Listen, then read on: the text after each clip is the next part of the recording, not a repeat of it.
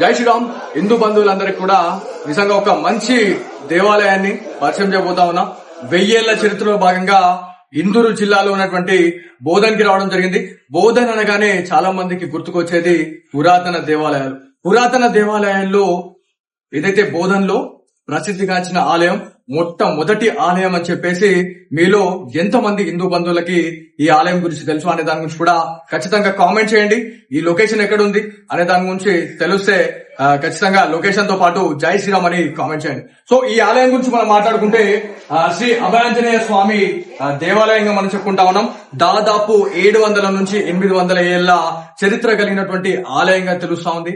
So ఇక్కడ ఈ బోధన్లో గతంలో అంటే కొన్ని 100 ఏళ్ల కింద మొట్టమొదటి దేవాలయం ఏదైనా ఉంది ఈ బోధన్లో అంటే ఇదొక అభయాంజనేయ స్వామి దేవాలయంగా మనకు చెప్తా ఉన్నారు. సో ఇది ఎవరు ప్రతిష్ఠించడం జరిగింది? అప్పట్లో 700-800 సంవత్సరాల చరిత్ర కాబట్టి అసలు ఎవరు ప్రతిష్ఠించారు, ఏ మహానుభావులు స్వామి వారిని ఇక్కడ ప్రతిష్ఠించారు, గుడి ఎప్పుడు కట్టిరు ఈ బోధన్లో అని చెప్పేసి అనే దాని గురించి మనం మాట్లాడుకుంటే సమర్థ రామదాసు గారి చేతుల మీదుగా స్వామివారి ఆలయం, ఆ స్వామివారి విగ్రహ ప్రతిష్ఠ అనేది జరిగిందని చెప్పేసి మనకు తెలుసా ఉంది. స్వామివారి ఆలయము దాదాపు ఒక 2 సంవత్సరాల కింద నిర్మించడం జరిగింది. పునర్నిర్మాణం చేసి పూర్తి రాతి కట్టడంతో స్వామివారి ఆలయాన్ని పూర్తిగా తీర్చిదిద్దారు అని చెప్పేసి మనకు తెలుసా ఉంది. ఖచ్చితంగా మన బోధన్ వాసులు, మన బోధన్ హిందూ బంధువులందరూ కూడా ఈ ఆలయానికి వచ్చి స్వామివారి కృపకు పాత్రలు కావాలని చెప్పేసి ఖచ్చితంగా నేను కోరుతా ఉన్నా.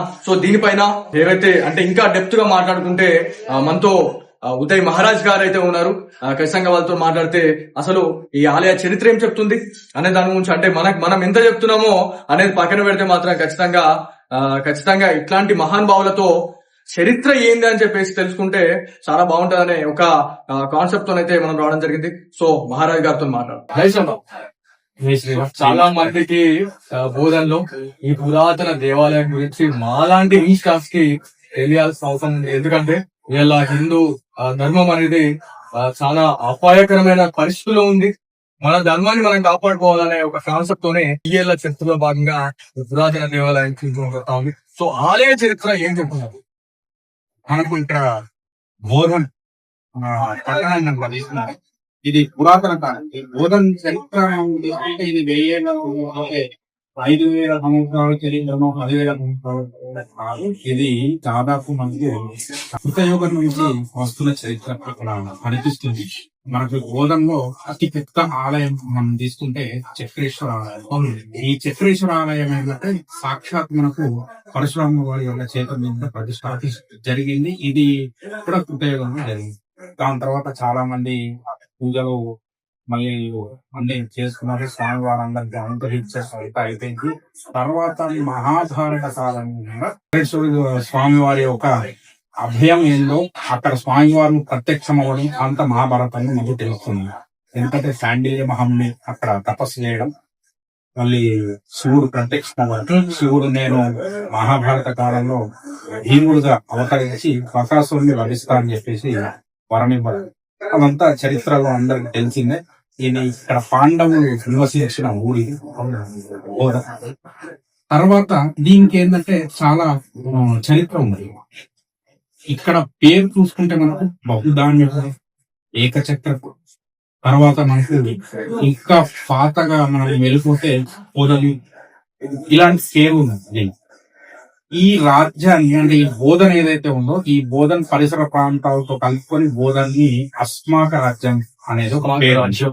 మనం వింటుంటాం కానీ ఇక్కడ ఇదే రాజ్యం అని మనకు తెలియదు. అదే మనకు ఈ అస్మాక రాజ్యం అని చెప్పేసి పాయింట్ అవుట్ చేసి బోధన్నే అసెంబ్లీలో పార్లమెంట్ లో చిత్రపటాన్ని కూడా నిర్మించడం జరిగింది. ఈ అస్మాక రాజ్యం అంటే ఏంటంటే మనకు కర్ణాటక, తెలంగాణ, రాయలసీమ ఈ చుట్టుపక్కల ప్రాంతం అంతా తీసుకుంటే అస్మాక.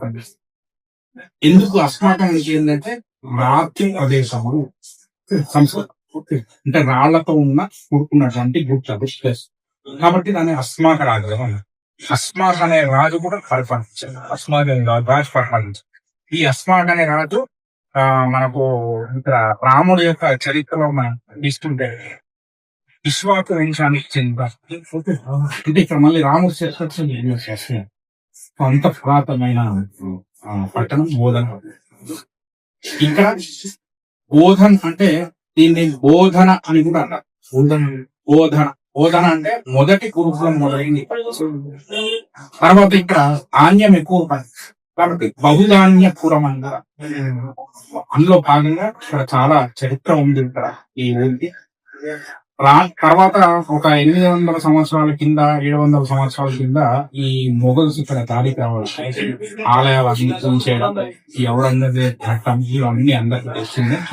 తర్వాత ఆ సమయంలో ఛత్రపతి శివాజీ మహారాజు యొక్క గురువు అయినటువంటి సమర్థ రామదాస స్వామి, ఆ స్వామి ఈ అందరు కూడా ఎవరు కూడా ఈ భయపడకూడదు, ఈ దాడికి ఎవరు భయపడకూడదు, ఎదిరించాలి అంటే ఏం కావాలి అంటే ఆంజనేయ స్వామి యొక్క శక్తి అన్నది కావాలి అని చెప్పేసి ఆ సమర్థరామదాస్ స్వామి మనకు ఛత్రపతి శివాజీ మహారాజు యొక్క సహాయంతో ప్రతి ఊర్లలో ఆ మహారాష్ట్ర నుంచి మొదలుకొని తెలంగాణ ఆంధ్ర వరకు ఆంజనేయ స్వామి యొక్క ఆలయం ప్రతిష్టాపన చేసుకుంటూ అందులో భాగంగా బోధనలో మొట్టమొదటి ఆలయం ఏదైనా ఉంది అంటే అది అభయాంజనేయ స్వామి ఆలయం.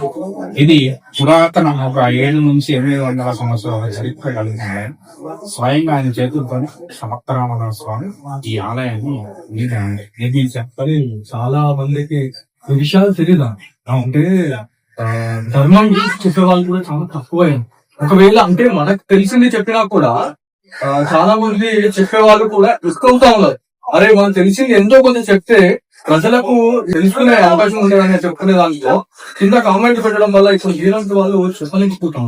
సో అలాంటి వాళ్ళకి మీరు ఏం చెప్పాలి అంటే ఇప్పుడు నేను చెప్పేది ఒకటే, మన చరిత్ర మనం తెలుసుకోవాలి. ఫస్ట్ మన భారతదేశం చరిత్ర తెలుసుకోవాలి. ఎవరైతే ఊళ్ళకి వెళ్తారో, ఎవరైతే అర్చకులు ఉంటారో, ఎవరైతే బ్రాహ్మణులు ఉన్నారో, ఎవరైతే పూజ చేసేవాళ్ళు ఉన్నారో, ఎక్కడైతే బయట అర్చకత్వం అంటే పౌరోహిత్యం చేసేవాళ్ళు కాదు, అంటే ఈ బ్రాహ్మణత్వం చేసుకున్న వాళ్ళు, తర్వాత ఈ ధర్మబోధ చేసుకున్న గురువులు కావచ్చు, స్వామీజీలు కావచ్చు, వీళ్ళందరూ కూడా ఇక్కడ మనకు చెప్పబడింది. ధర్మబోధ చేసే కన్నా ముందు మనకు అంటే ఆ దేవుడి పట్ల నమ్మకాన్ని కలిగించే కన్నా ముందు దేశం పట్ల భక్తి కలిగించాలి. ముందు దేశభక్తి వస్తే దైవభక్తి దైవభక్తి ఉంది, దేశభక్తి లేదు. అప్పుడు దైవాన్ని ఎక్కడ పోవాలి? రాముడు ఎక్కడ తెచ్చాడు? ఈ భారతదేశం. విష్ణు ఎక్కడ ఉంచాడు? నరసింహస్వామి అవుతారు భారతదేశం. అంటే ఈ భారతదేశం అన్నది ప్రపంచ దేశానికి ఊళ్ళ. కాబట్టి మనకు ముందు దేశభక్తి వస్తుంది, తర్వాత దైవం. ఇదే కాబట్టి నేను చరిత్ర చాలా మంది అనుకుంటా ఉన్నారు దాదాపు 700 నుంచి 800 ఏళ్ళ చరిత్ర. సో స్వామి వారి విగ్రహాన్ని చూస్తే దగదగ మెరిసిపోతా ఉన్నారు. మళ్ళీ ప్రతి ఆలయంలో సింధూరంతో స్వామివారు దగదగ మెరిసిపోతా ఉంటారు. కాకపోతే స్వామివారు ఇక్కడ మనకి అయోధ్యలో ఏ రకంగా అయితే స్వామివారు కనిపిస్తా ఉంటారు, సో అదే రకంగా మాకు కొంచెం కనిపిస్తాం. అయితే ఇక్కడ మనకు పురాతన ఆలయం కనుక చూసుకుంటే ఆలయం కాస్త చిన్నదిగా ఉండేది. కొంతకాలం తర్వాత అది శిథిలావస్థ అయిపోయి అది ధ్వంసం. దాని తర్వాత ఏం చేశాక 2 సంవత్సరాల కింద ఈ ఊరు కమిటీ వాళ్ళందరూ కలిసి ఈ ఆలయాన్ని పునర్నిర్మించి ఈ మళ్ళీ రాతి కట్టడమే ఉండాలని చెప్పి పునర్నిర్మించారు. రాతి కట్టడం వస్తే మళ్ళీ 1000 సంవత్సరాలు అప్పుడు లైట్ ఉంటుంది. అయితే ఆ కట్టేటప్పుడు మనకు ఈ హంపి స్వామి వారు కలశ స్థాపన ప్రతిష్టాపన, ఆ స్వామి వారి యొక్క ఆదేశం మనం ఈ రాయి ఇలాంటి యొక్క ఆకారాన్ని స్వామివారి యొక్క హరియాంజనేయ స్వామి యొక్క జ్యోతిస్వామి యొక్క ప్రతిష్టాపన. స్వామివారు ఏంటంటే ఈ వ్యక్తి అంత శరీరం కొన్ని స్వామివారు ఉంటారు. ఇక్కడ ఏంటంటే స్వామివారు హరియాంజనేయ స్వామి, స్వామివారు ఉపయోగిస్తూ ఉంటారు. స్వామివారు అభిషేక ప్రియ స్వామివారికి అలంకారం అభిషేకం ప్రతి శనివారం ప్రతి నిత్యం జరుగుతుంది. సూర్యం వస్తే అభిషేకం చేయడానికి ఉద్దేశంలో రాయి కూడా స్పెషల్ గా తెప్పించేసి ఆ కృష్ణశీల ఏదైతే బాలరామ స్వామి అయోధ్యలో అదే రాయి. ఆలయం టైమింగ్స్ చూసుకుంటే చాలా మందికి ఇప్పుడు ఈ వీడియో రీచ్ అయిన తర్వాత ఎంత మహిమ వెనుక కలిగినటువంటి దేవాలయమా, ఖచ్చితంగా మనం కూడా వెళ్ళని వాళ్ళు కూడా ఎన్నో వేలాది మంది ఉన్నారు. ఎన్ని లక్షలాది మంది మనం ఇక్కడ ఉంటే ఇవాళ చాలా మందికి ఇక్కడ ఏ టెంపుల్ అసలు ఈ టెంపుల్ ఎక్కడ ఉంది అని కూడా చాలా మంది అంటారు. సో టైమింగ్ కావచ్చు, ఈ లొకేషన్ అనేది ఎక్కడ ఉంది అనేది ఖచ్చితంగా మన హిందూ బంధువులు ఖచ్చితంగా అండి.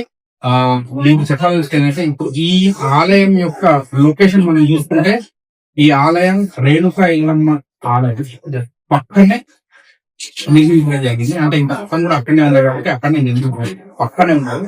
ఇలా రేణుకా ఇల్లమ్మ ఆలయానికి వస్తే ఇంకా ఆలయం లొకేషన్ చాలా సులభంగా దొరుకుతుంది. బోధన్ ప్రాంతంలో చాలా మందికి ఆలయం తెలుసు కానీ ఈ ఆలయం చరిత్ర తెలియదు. దీనివల్ల ఈ చరిత్ర తెలుసు. తర్వాత బోధనే కాదు పక్కన ప్రాంతాలలో ఈ ఆలయం చరిత్ర తెలుసు. చక్రేశ్వర యొక్క ఆలయం దాటినాక జైన్ ఇల్లమ్మ తల్లి యొక్క ఆలయం, ఆ ఇల్లమ్మ తల్లి యొక్క ఆలయం పక్కనే మనకు కోట ఉంది. అంటే ఇక రాజుల కోట, ఆ కోటకి ఎదురుగానే ఈ ఆలయం నిర్మించడం జరిగింది. కాబట్టి అందరూ కూడా వచ్చి ఈ ఆలయంలో దర్శనం చేసుకొని ఆ స్వామి వారి యొక్క అభయాన్ని పొందాలని చేసుకుంటారు. చాలా మంది కూడా వాళ్ళు మారారు, వాళ్ళ జీవితాలు కూడా మెరుగుపరిచారు. అలాంటి స్టోరీస్ కూడా ఉన్నాయి. ఖచ్చితంగా మన హిందూ బంధువులందరూ కూడా ఇప్పటి నుంచి మన ఆలయానికి, మన అభయాంజనేయ స్వామి దగ్గరకు వచ్చి వాళ్ళ బాధని చెప్పుకొని ఆ అభయం కలిగేలాగా స్వామివారి